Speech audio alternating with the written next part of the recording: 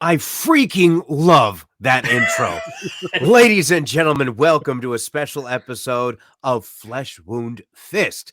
This is the world's first and only combination trivia host and professional wrestling announcer of Chilean descent, Ozzy V. And currently with me, as always on this program, first in the Northern California Bay Area, world famous juggler Greg Larson. And ladies and gentlemen, if you're watching on the youtube.com/fleshwoundfeatures, and you see this image of us, we have headlines, right? And I'm 5-time 272 fantasy football champion Ozzy V, right? Todd, he has producer Todd, and he's Get the Fist as his headline, and Greg has that juggling guy, and his headline is not "Go San Francisco 49ers," either "Thank you for a good season" or "Thank you for winning the Super Bowl," because we're recording a week before the Super Bowl, so we don't know what happened during the Super Bowl. It doesn't say either one of those. No, instead it says "Lost Skeleton is amazing," referring to the review that we had of the Lost Skeleton of Cadavra that is available, I guess, for your enjoyment, where we had to watch not only the first one, but the stupid sequel as well. Yes. That's in the history. Greg, how you doing today? I mean, we don't know who won the Super Bowl, so you can't answer that question. You have to tune in later, ladies and gentlemen, to find out that reaction. How you doing right now? Great now. Yeah, I bet you are. Yeah. Also with us, ladies and gentlemen, as I mentioned, Fleshroom producer Todd. How you doing, Todd? Good. How about yourself, sir? See, I'm fantastic because you weren't chilling here. Because again, this is Flesh Wound Fist. This is a special episode, and I'm not kidding. I could see that intro over and over and over again. I love that. Fantastic job, Todd. So today we do have the privilege of reviewing and discussing Beverly Hills Cop, which was released on December 5th, 1984, with the fourth installment of the franchise releasing later this year in July. We're going to go ahead and cover the trilogy over the next few months. So we got to start with the first, again, released on December 5th, 1984. Todd, if you have a trailer available, could you please roll it?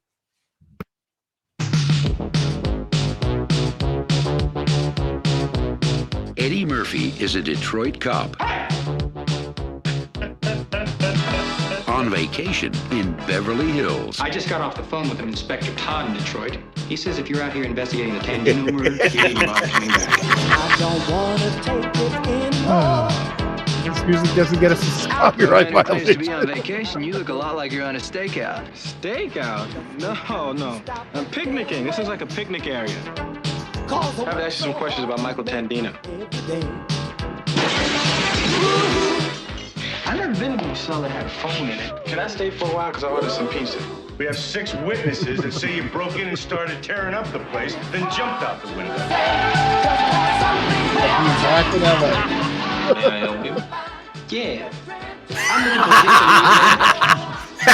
looking for Say to you. How you doing? You guys don't know nothing about nothing, do you? You just got your badges and your guns and you're on the job, right? Make sure we get the right drinks, because if I drink club soda, I'll throw up. You know, this is the cleanest and nicest police car I've ever been in my life. This thing's nicer than my apartment. I suspect you are the pride of your department in Detroit. It seems painfully obvious you haven't the slightest idea who you're dealing with. I don't know what y'all think I am, killing for some kind of food. Hurry up, quicker! Fall back to your little stone in Detroit before you get squashed.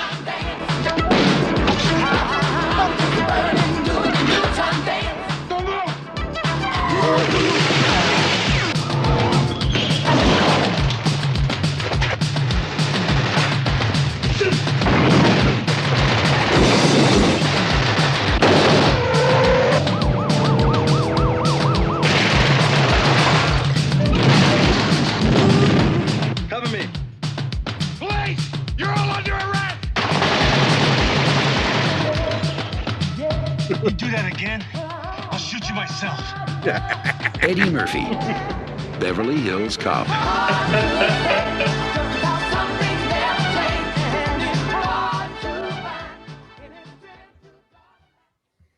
And there was the trailer for Beverly Hills Cop, again released on December 5th, 1984, rated R with a runtime of 105 minutes, written by Daniel Pitre Jr. and Danilo Batch, directed by Martin Brest, starring Eddie Murphy, George Reinhold, John Aston, among others. Some initial thoughts on this. This has always been a classic since I first saw it. I absolutely love action comedies inherently. So this is right up there. So I'm so glad that we had a chance to review this. And unfortunately, I hadn't seen the follow-ups, so I'm only going off the. No, I hadn't. So I'm looking forward to get to those when we get a chance to review those. But there's. I think it's really special when you could get like something that's so serious as him investigating the death of one of his best friends, but you still have these humorous moments that can manifest because he's a natural with his stand-up. So it was a very good combination of things coming together and his talent and ability that just made this movie such a good time. Like Greg, you mentioned last week that you would almost watch Head of State again for a second time before we recorded. If I had an opportunity to watch this movie again before we recorded, I would have. I just had a great time with it. Greg? Yeah, this is one of those classics that no matter what, I know sometimes we talk about going back to older films, and talk about how pacing maybe doesn't match up. But this one, I've watched it numerous times and it still hasn't lost any bit to it. And I don't know, is this the first time he had like a non-strictly comedy role, or was he another 48 action hours? before this? Yeah, 48 hours. Oh, okay, 48 hours. 48 hours was his theatrical film debut. Got it. Well, which we might have a review on Flesh Wound Fist later. We don't know. We'll see. Stay tuned. Yeah, I know we were going back and forth on this one because this one I feel could go either way. Right. But 48 hours is action, like 100%. That one I wouldn't even have a second thought. Well, it's still funny, but it's still this one mixes it, does a better like 50-50 almost. Well, yeah, the studio was more confident in Eddie Murphy's ability, so they gave him a little bit, let's focus on this guy a little bit more. This Eddie Murphy guy is really funny. Well, you know what the original film, whose it was, right? No. Oh, well, we actually saw what became of it too in our opening. It was originally a vehicle for Sylvester Stallone. It was all Cobra? The script he was turning this into, like in all the changes he wanted, and the studio just got to the point, this isn't the movie we want to make, because he was turning it into a straight up action film. Like Cobra. He took all those ideas and made Cobra. That's hilarious. I like that. But and then Eddie Murphy, and then it became what it is, and here we are. I would love to see that version, but I guess we kind of did see the Stallone version, and I love that version too. Yeah, but it spoiler. wouldn't have been Beverly Hills Cop. You wouldn't have exactly. Yeah, it wasn't the phenomenon this movie was at the time. I remember having the soundtrack. My mother took me to see this when I was 8 years old. I don't even know if it was my request or she wanted to see it, but I remember very distinctly seeing this when I was a youngster in the theaters. Yeah, well, Todd, you just covered your initial thoughts right there, but yeah, it's just an absolute classic, and I love seeing this every single time. I think what helps that I'm kind of worried about how the sequels play out, and anybody watching who's seen the sequels, you obviously know the answer. But as I'm watching this, I'm loving the dynamics between everybody because he's essentially an outsider and he's trying to operate within, in somebody else's backyard, right? And figuring out creative ways to get things done. So I'm not sure how that plays in the sequels, considering how that aspect of this story has already been told. So looking forward to that part. But in terms of this movie, that's one of the things I loved about it. Especially you see Judge Reinhold's character as the one who gets made fun of all the time and gets, is seen as the station idiot. And it's nice to see Axel, try to help him out. Like you mentioned, listen, where I come from, we try to help each other out as cops, so we don't try to fight against each other. So it's a good story to it that just makes it more than just another action comedy. You actually feel the heart in it from Eddie Murphy, which is fun, and helps the overall presentation. And it doesn't feel as long as it is. When I wrote down the runtime of 1 hour and 45 minutes, I thought it was just under 90 minutes. To be honest, I was like 85. Because Greg, to your point, you'd mentioned that when we go back to older movies, that pacing is an issue, but this was one where that problem was not prevalent, because in recent history with the comic book movies, they kind of replaced the whole action comedy blockbuster that we used to have. So it was nice and refreshing to kind of see something like an original story that to have you have your action, and then in your dialogue you have some funny lines, then some more action, then some funny dialogue, and just back and forth. Each scene was that you had some serious moments, but then there would be a line or two that he would crack that would help everything out. Like just when they bust the guys at the strip club. And it's in the trailer. It's like it finishes off the trailer when he looks at that other cop that didn't trust him, and he gives him this look with the big ass grin. He's like, you can't help but laugh. This is just great. It's such a fantastic movie. So let's get it going into the favorite moments. Real quick, I wanted to throw one trivia thing out there. Oh, sure. Before you do, well, Martin Brest, the director, you mentioned the runtime. All of his movies are at least 2 hours. He's only done 8 films. Some notable ones would be Midnight Run, Son of a Woman. You know what his last film was, which essentially killed his film career? Superman 4. Kevin Smith had better luck with these 2 actors, although his movie didn't do any better. But it did not get the hate of Geely, the Ben Affleck and Jennifer Lopez film. That was Martin Brest's last film. Jersey Girl? No, Geely. Oh, Jersey Girl was the one you were referring to, Kevin Smith. Yeah, I didn't get the heat that Geely got. Oh, right. I think because it also had Carlin in it, which gave people like, okay, let's not be too hard on this. But back here, Beverly Hills Cop. My favorite moment, the entire movie is the beginning of it is shown in the trailer, but it's what that transpires in. It's when he goes into this fine dining restaurant and he asks to see who he's looking for.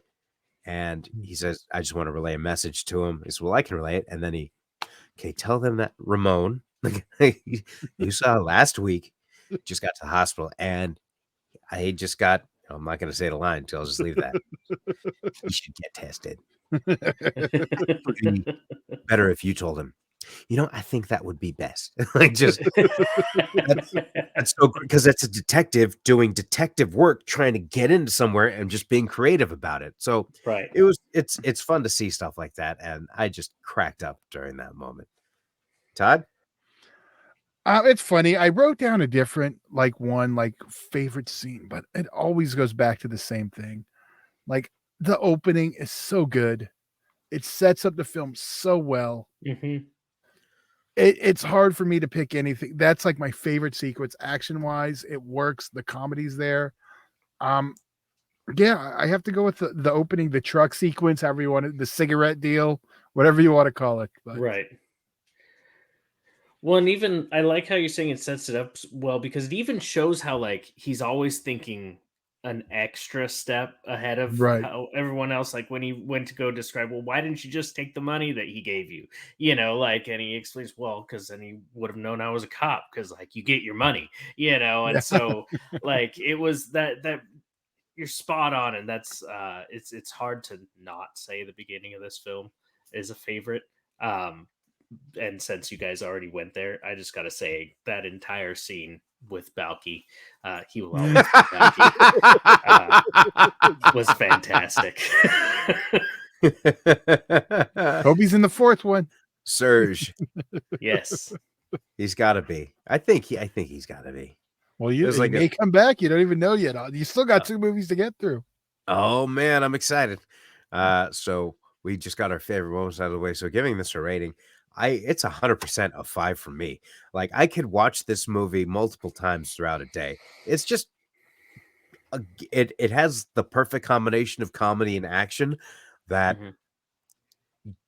was, I think, I don't want to say needed, but kind of one of those things that we didn't, it didn't. I think at this time it didn't seem like something that could be this funny and this much action could be that good.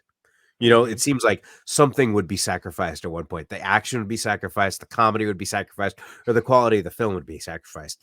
And I think that this actually hit all 3 of those points with flying colors. So it's a 5 from me. 100% of the way. Greg? Yeah, I'm throwing you guys off, by the way. Really are. I'm going back and forth, and it's kind of fun. Greg, go ahead. With this one, like you said, it's fantastic film all around. I like the depth of his character, and I always enjoy these moments where you have a character who is in a serious position of something, but you see they kind of relax in life, which allows them to see the big picture. So like having these kind of characters that even in these stressful positions are showing some levity is always fun. I always appreciate that like kind of moral like moment to sometimes take a step back. So that, along with the fact that it's hilarious, the action's great, you can't say any less than a 5. Yeah, I'm not even going to beat around the bush. 5 out of 5 for me too. It's just a freaking fantastic movie. And if the hardest, I'm sorry, go ahead. The hardest things for me is going to be not to watch part 2 immediately. Right, that's fair. Well, why not? Like, watch the second one, then we'll watch it again when we got a review. That's something that I might do this week. Ladies and gentlemen, if you have not checked out this movie, I highly could not recommend any more that you do so check it out. It is available to stream on Paramount Plus and Netflix at the moment as of February 4th. So feel free to check out justwatch.com to check that engine to see where else it may be streaming at that particular time that you're catching this review. And of course, it is always available for purchase wherever you purchase your digital content. Looking forward to the next one, and I can't wait to check that out. If you're watching on the YouTube, go ahead, leave a comment. Let us know what your favorite moment was, because I think this movie's chock full of them. And of course, ladies and gentlemen, if you are in the Orange County area this week, I will be hosting. Wait a second. There's some changes happening at the end of the month. I want to make sure that I'm not false advertising. No, we are good. So in case you are in the Orange County area this week, I will be hosting Trivia Monday at the Rush Bar and Grill in Lake Forest beginning at 6:30. Tuesdays in Placentia at the Brewery beginning at 7 o'clock. Wednesdays in Los Alamitos Griffin's Grill at 7:30. And Thursdays at the Honey Pot Meadery at 7:30 as well. As always, free to play and prizes for the top winning teams. And of course, with me, you get my obscure random song connections that I'm the only freaking person on the earth that will do for your entertainment. So feel free to check that out if you are in the area. Todd, do you have any updates from Flesh Wound Horror? Not this far in advance. I apologize. I kind of jumped. Check it out this Wednesday. Check it out this Wednesday. Horror. Of course, watch. It'll be the week we do it on Tuesday or something. Well, pay attention to the check the schedule. Feed. Or just subscribe to the YouTube channel, and go. then you'll get notified when there's a new video. It's as easy as that. Don't forget to check out the Patreon as well, patreon.com/fleshwoundfeatures, where you'll be able to vote on the movies that will get review. Since earlier this year, we added the wrinkle of having this Flesh Wound Fist idea. We'll put some more movies on there, and you'll have your opportunity, or your voice to be heard. Let us review the movies that you want us to review. Yes, Todd. Greg has developed a new show. It's going to be Flesh Wound Tears, and we'll be covering Chasing Amy in the coming weeks. Yes, fantastic. And that'll be hosted by Greg, and I will not be there. I'll bring Dan in. We'll make it a special. All right. Have fun with that. Because Dan loves the lady, so it's of course. All right. All right, then I think that is all we have so far. Ladies and gentlemen, please check out this movie, Beverly Hills Cop, if you have not. And even if you have, it's been a while, just check it out again. It's a great movie. For and sure. He is. I do want to say I'm proud of us. It only took 2 episodes of The Fist for us to first get our banana in a tailpipe. So, holy Toledo. That scene actually reminds me, I almost freaking forgot.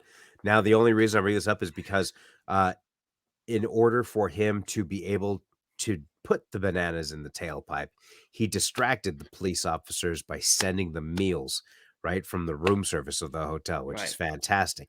Now, here was something crazy as I saw the room service attendant, which is absolutely fantastic as he's walking across the street and waiting for the cars, like politely, like just nonchalantly, and he comes over.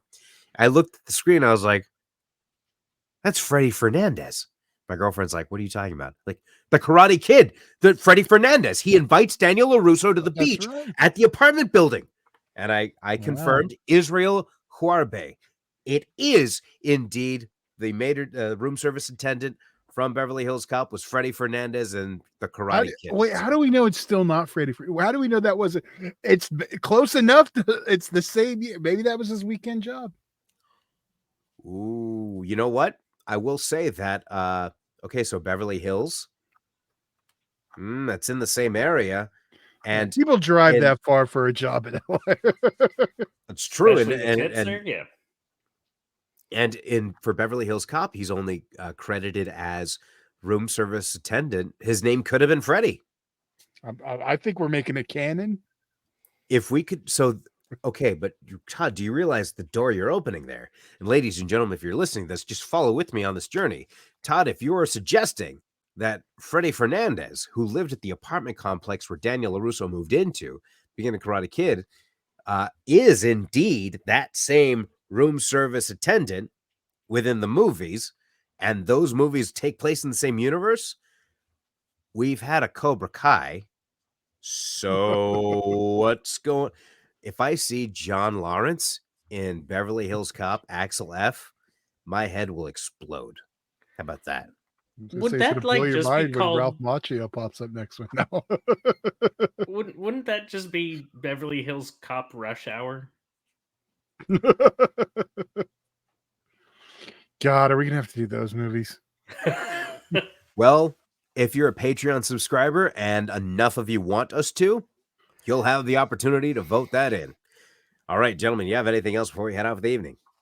No.